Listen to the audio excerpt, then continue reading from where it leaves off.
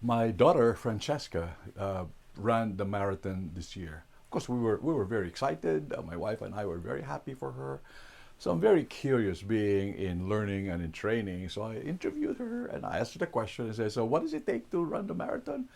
She says that, "Well, Dad, you first run 3 miles, and then you later on run 6 miles, and then you do this every weekend, and then you run to 12 miles, and then ultimately you run 26 miles. You don't really run 26 miles every weekend. You sort of build it up over the years or over the months."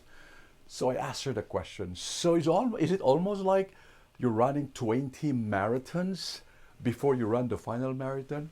He says, "Exactly that." I said, "Whoa." So really what happens in the marathon, and in fact any other effort, is that you build it up over time when you go over in the 12. So it dawned on me that the first thing, not because Francesca is my daughter, but I think all of us, in fact, when we have these very, very clear goals, we're able to really understand that a lot goes on into accomplishing something more than just the goal in itself, right? And it speaks so much of character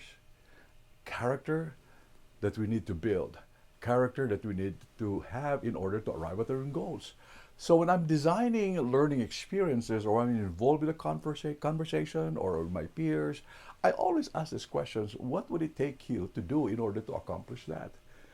And by them answering that question, it begins to help me to appreciate what it takes to arrive at that end result.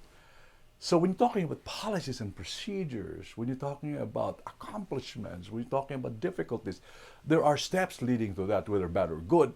And it's always good to know the experience, the joys and the frustrations and the pain that goes through the process of achieving an end result or failing in some form or another. Have you pondered on this?